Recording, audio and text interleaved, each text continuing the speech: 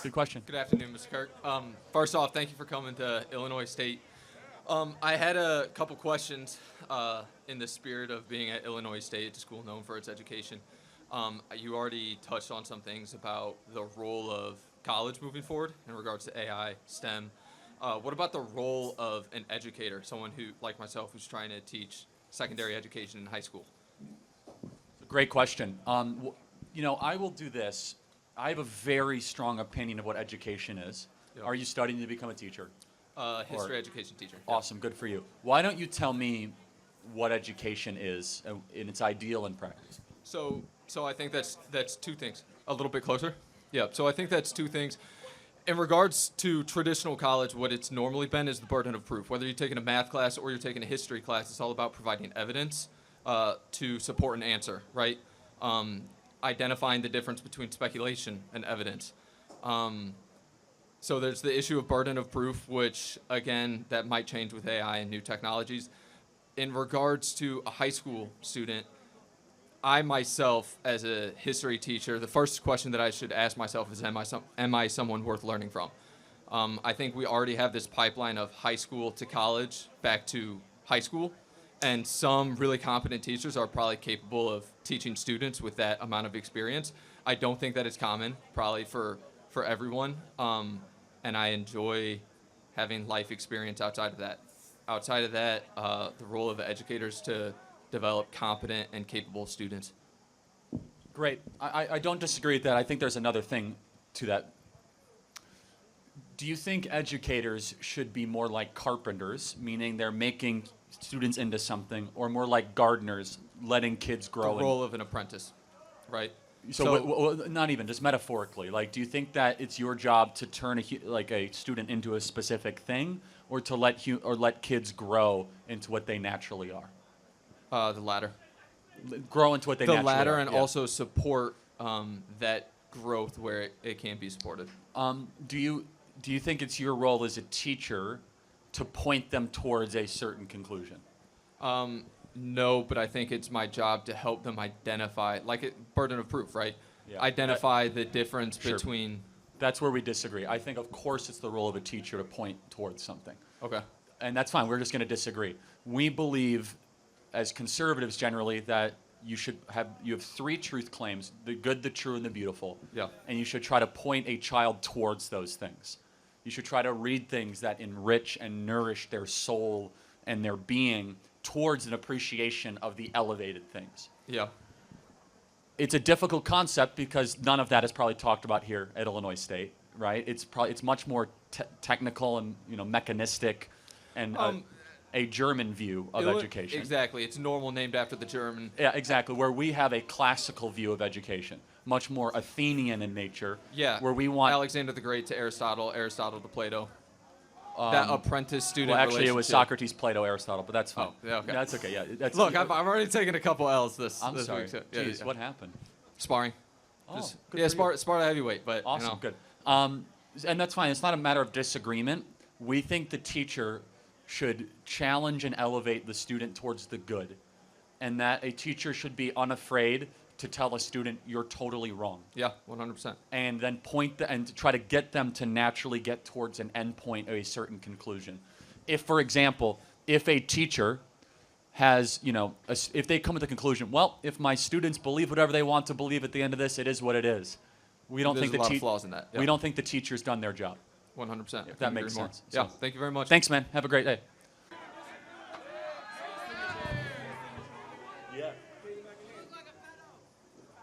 All right, so I appreciate you signing that for me. So, Charlie, Can't you don't stand know who when I they am. interrupt, yes. You don't know who I am, but you do know who I am. So I want you to answer me this. How is it that coming up in Chicago, East Garfield, and coming up in Cabrini Green, can you tell me how is it that coming from a city like that and getting to a place where we came from a single-parent home to a no-parent home, can you tell me how is it that I was able to get married, which in June I'll be married 24 years. I have a 23-year-old son and a 21-year-old son, got through school, got a degree, went back and got another one. Can you explain to me how systemic racism kept me from doing that? It doesn't. Systemic racism didn't, because every person can make good decisions and flourish in this country regardless of the color of their skin. So then how is it that somebody like me did it though? I mean, wait, I'm black. I'm coming up in a oppressed era. So can you tell me how I was able to achieve that? You tell me. Well, from what I'm being told, it's because I was lucky. Wow. It was probably hard work, good decisions, maybe a pastor or a mentor that, gave you good guidance. So then why is it so hard for everybody else to look like me to understand that? You ask them. Trying to. By the way, shout out to Bloomington, Illinois. I'm the guy that actually went viral for destroying CRT at the school board I meeting. love it. Well So done, nice man. to meet you. Hopefully I get to Thank shake you. hands with you one day. Thank you. Before I start, my dad's your biggest fan. I was wondering if I could get a signed hat for him. And then also, Democratic primaries. I'm a big sports guy, so I'm excited for it this year because Stephen A. Smith's probably gonna be running. And Won't start for a couple years, but yes. No, I know. But out of all the people you can see running, like AOC, Newsom, even J.B. Pritzker, who would you pick to, win the primaries? I would love J.B. Pritzker to be the nominee. I'll tell you what. Well, I would be a big fan of J.B. Pritzker going because I want to see Stephen A. Smith just make fun of him the whole time, kind of like Vivek Ramaswamy saying to Chris Christie, "Oh, you graduated from Golden State Corral," or whatever he said. But I do think, though, if Stephen A. Smith were to win the primaries and you put him up against a guy like J.D. Vance, I think Stephen A. Smith's going to, not to be mean, wipe the floor with him. We'll see what happens. You might be right. I'm just saying, I don't agree with a lot of his sports takes. I'm a big Richard Sherman guy. I love his sports takes. But I'm just telling you, this guy can talk about politics. He kind of isn't your conventional, That's just my take. Cool. Thanks for the hat, though. Thanks, man. All right, any disagreements? Yeah. All right, I wrote this all up. So me personally, I'm hesitant in believing that the future of America socially will ever become better because of extreme politics. So there's too much hostility between both political parties, each one thinking that one is evil and the other isn't. Where am I? The clashing has just become too much. And I want to get back to a time in America where people disagree with a handshake, not by cussing each other out and walking away. So I guess my question would be, as a coming generation of Americans, how do you feel, how do we go about healing ourselves to just becoming accepting of each other's political disagreements rather than grouping together with only the people we agree with and shunning those who don't? This is exactly how we do it. We have open mic discussions on college campuses and let anybody come up, see where we agree or disagree. That is how we heal our land. Well, I just mean socially, like, other than just what you do, I guess, what can I do and what can I encourage Find someone my who you friends to do? disagree with actively and try to look at them as a human being first and someone you disagree with second. Because me personally, I'm kind of scared to share my political beliefs with some of my friends because I fear I might lose that friendship. I get it. Well, they're not your friend then if you're going to lose the friendship over politics. Fair So, enough. thank you very much. Hey, could I get like 2 hats? Just two one. Signed, Thank can you. I get it signed? Yes. Oh, is that a violin or a cello? Yeah, cello, violin, sorry. Okay. Um, Yes, come right up. hi. So, Sorry, you have to make sure it's not a weapon or something. So course, I'm sure yeah. it's just a cello or I violin or whatever. understand. Yeah. Last question here. Yep. okay, so for context, I'm a devoted Catholic, so I respect you in that matter. But I feel like, and I also have a verse, if that's okay. So Mark 3:24-25 says, "If a kingdom is divided against itself, that kingdom cannot stand. And if a house is divided against itself, that house will not be able to stand." So I'm not a political person, and I feel like there's so much division here, and there's so much hate. So my question is, with the rise of political tension, is this turning Americans away from God?